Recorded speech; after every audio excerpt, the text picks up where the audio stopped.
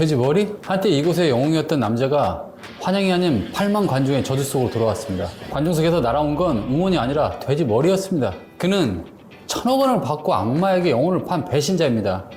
하지만 그것은 시작에 불과하죠. 화려한 트로피 뒤편에는 악마 같은 에이전트의 음모, 하얀 가루의 유혹, 끝을 모르는 도박의 늪, 그리고 300억 원을 한순간에 날려버린 어리석음까지.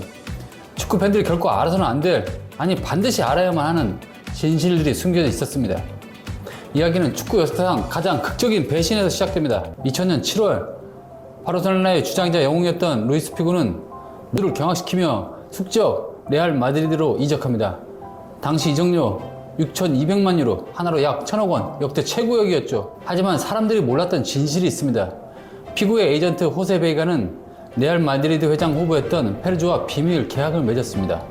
내용은 이랬죠. 페르즈가 당선되면 피구는 반드시 레알로 이적한다. 만약 피구가 거부하면 에이전트가 500억 원을 배상한다. 에이전트의 무모한 도박 때문에 피구는 선택의 여지가 없었습니다. 바르셀로나 동료였던 가르디올라는 피구는 우리를 배신했다며 절규를 선언했고 신의 곡고되는 유다 피구라는 낙서가 넘쳐났습니다. 그리고 2년 후 엘 클라시코가 열린 캄프누에서 역사적 사건이 벌어집니다. 8만 관중은 코너킥을 준비하는 피구에게 온갖 욕설과 함께 돼지 머리를 던졌습니다. 스페인에서 돼지는 배신자를 상징하죠. 피구는 훗날 이렇게 고백했습니다. 내 인생 최악의 순간이었다. 하지만 나는 에이전트의 희생양이었을 뿐이다.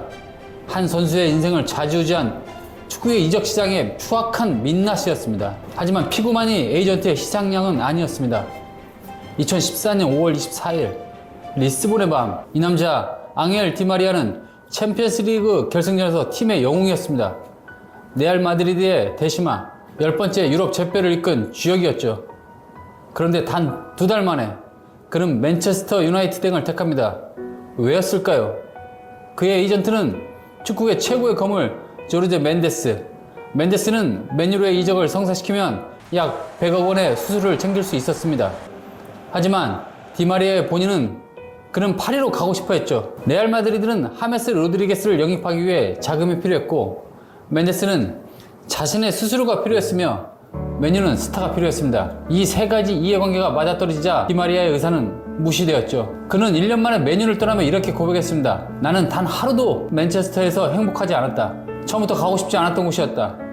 결국 그는 PSG로 이적했지만 맨유에서의 1년은 그의 커리어에 지울 수 없는 오점으로 남았습니다. 화려한 이적 뉴스 뒤에 선수의 영혼이 얼마나 쉽게 거래되는지를 보여주는 사례였죠. 에이전트의 탐욕으로 선수가 망가진다면 선수 자신의 선택으로 인생이 무너지는 경우도 있습니다. 2000년대 초반 루마니아의 메시로 불렸던 아드리안 모투가 그 주인공이죠. 그는 파르마에서의 활약으로 2003년 첼시에 2,300만 유로 약 350억 원에 영입되었습니다.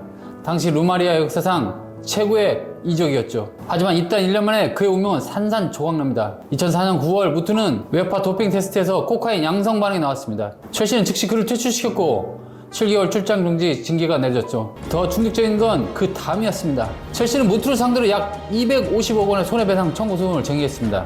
당신은 계약을 위반했고 우리에게 막대한 손실을 입혔다는 이유였죠. 2008년 법원은 첼시의 손을 들어줬고 모투는 평생 들인 돈을 소송비와 배상금으로 날려야 했습니다. 그는 훗날 이렇게 말했습니다. 단 한 번의 실수였다. 친구들과 어울리다 호기심에 손을 댔을 뿐인데 내 인생 전부를 빼앗겼다. 하지만 축구계는 냉혹했습니다. 한순간의 쾌락이 천재를 빚쟁이로 전락시킨 돌이킬 수 없는 순간이었습니다. 약물이든 도박이든 중독은 천재를 파괴합니다. 1980년대 90년대 아스날의 공격을 이끌며 리그 우승 이외에 FA컵 3회를 들어올린 폴 머슨. 경기장에서만큼은 완벽했던 그는 경기장 밖에서 전혀 다른 싸움을 하고 있었죠. 바로 도박 중독입니다. 머슨은 17세 때 처음 경마에 돈을 걸었고 그것이 30년 넘게 이어진 지옥의 시작이었습니다. 그는 무려 700만 파운드, 하나로 약 120억 원이 넘는 돈을 도박으로 탕진했습니다. 그가 직접 밝힌 가장 충격적인 에피소드가 있습니다. 어느 날 경기 직전 나는 상대팀이 이길 거라고 배팅했다. 그리고 경기장에 들어가면서 생각했다. 오늘은 일부러 져야 한다고. 자신이 뛰는 경기에서 패배에 돈을 거는 선수로서 최악의 배신이었죠. 그는 3번의 결혼이 모두 파탄났고 집도 차도 모두 안내등했으며 심지어 자살까지 생각했다고 고백했습니다. 배팅을 멈추고 싶어서 내 손가락을 전부 부러뜨리고 싶었다. 하지만 멈출 수가 없었다. 현재 그는 재활에 성공해 도박의 위험성을 알리는 전도사로 활동하며 제발 나처럼 되지 말아라고 외치고 있습니다. 도박으로 돈을 잃은 것도 비극이지만 어리석음으로 돈을 낭비하는 것은 또 다른 비극입니다. 잉글랜드 국가대표 골키퍼 데이비드 제임스, 프리미어리그에서 572경기를 뛰며 무려 300억 원 이상을 벌어들인 그는 은퇴 후 단 2년 만에 파산을 선언합니다.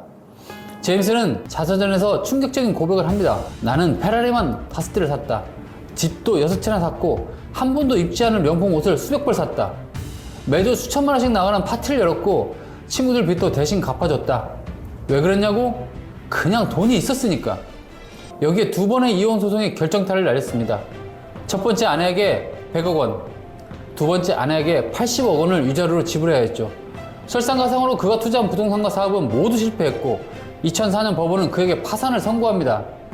그런 생계를 위해 챔피언스리그 결승전에서 입었던 유니폼, 월드컵 메달까지 경매에 내놓아야 했습니다. 돈을 버는 법은 배웠지만 지키는 법은 아무도 가르치지 않았다. 화려한 연봉 뒤에 숨겨진 축구 스타들의 경제적 무지가 빚어낸 비극이었습니다. 돈을 잃은 것도 비극이지만 자기 자신을 잃는 것은 더 큰 비극입니다. 1990년 월드컵에서 눈물을 흘리며 전 세계에 신경을 올렸던 그 청년 폴 가스코인. 영국 축구 역사상 최고의 천재로 불렸던 그는 왜 술에 빠져 몰락했을까요? 그의 알코올 중독은 1991년 FA컵 결승전에서 시작되었습니다. 과격한 태클로 무릎 인대가 파열되며 1년 넘게 재활해야 했죠. 극심한 고통과 우울증을 이겨내기 위해 그가 선택한 건 술이었습니다. 문제는 부상이 회복한 뒤에도 술을 끊지 못했다는 겁니다. 그는 경기 전날 밤에도 술을 마셨고 심지어 훈련장에 술에 취한 채로 나타나게 됐습니다. 동료 선수들은 가스코인의 숨에서 항상 술 냄새가 났다고 증언했죠. 은퇴 후 그의 상태는 더욱 악화되었습니다. 2008년에는 술값을 구걸하기 위해 거래를 헤매는 모습이 파파라치에게 포착되어 전 국민에게 충격을 주었죠. 그는 지금까지 무려 29번의 재활 치료를 받았지만 여전히 알코올과 싸우고 있습니다. 나는 축구는 할 수 있었지만 내 인생은 재활할 수 없었다. 축구계가 그토록 숨기고 싶어 했던 가장 아픈 이면입니다. 술이든 파티든 방종은 천재를 파괴합니다. 축구 그 자체였던 사나이 호나우지뉴. 메시 이전에 바르셀로나의 왕이었고 2005년 발롱도르를 수상하며 세계 최고로 군림했던 그는 왜 그토록 빨리 무너졌을까요? 답은 간단합니다. 훈련장보다 나이트클럽에서 더 많은 시간을 보냈기 때문입니다. 바르셀로나 동료였던 에투는 이렇게 증언했습니다. 호나우지뉴는 매주 화요일과 목요일 밤 11시에 나이트클럽에 나타났다. 경기가 있건 없건 상관없이. 2008년 새로 부임한 가르디올라 감독은 호나우지에게 최후 통첩을 했습니다. 프로답게 훈련하거나 떠나거나. 하지만 호나우지뉴는 바뀌지 않았고 결국 팀을 떠나야 했죠. 당시 그의 나이 겨우 28세, 선수로서 전성기였지만 이미 몸은 완전히 망가져 있었습니다. 은퇴 후에는 더욱 충격적인 사건이 기다리고 있었습니다. 호나우지뉴는 가짜 여권을 사용해 파라과이에 입국하다가 적발되어 감옥에 수감되었습니다. 한때 900억 원에 달했던 자산은 압류되어 통장에 단돈 6달러, 약 8천원만 남았죠. 그는 교도소안에서 열린 축구대회에서 우승하며 돼지 한 마리를 상품으로 받았습니다. 한때 세계 최고의 선수였던 사나이의 초라한 말로였죠. 재능만으로는 부족합니다. 자기 관리와 책임이 없다면 외계인도 범죄자가 될 수 있다는 뼈아픈 교훈을 남겼습니다. 화려한 조명 아래 8만 관중의 한호 뒤에는 이처럼 어두운 그림자가 공존합니다. 이 스타들은 각기 다른 이유로 무너졌지만 그들이 남긴 메시지는 하나입니다. 진짜 적은 상대팀이 아니라 자기 자신이었습니다. 여러분은 이들 중 가장 안타까운 사연은 누구라고 생각하시나요? 댓글로 의견 남겨주세요. 오늘 영상이 유익했다면 구독과 좋아요 꼭 부탁드립니다. 여러분들의 클릭 한 번이 더 깊이 있는 진실을 파헤치는 힘이 됩니다. 시청해주셔서 감사합니다.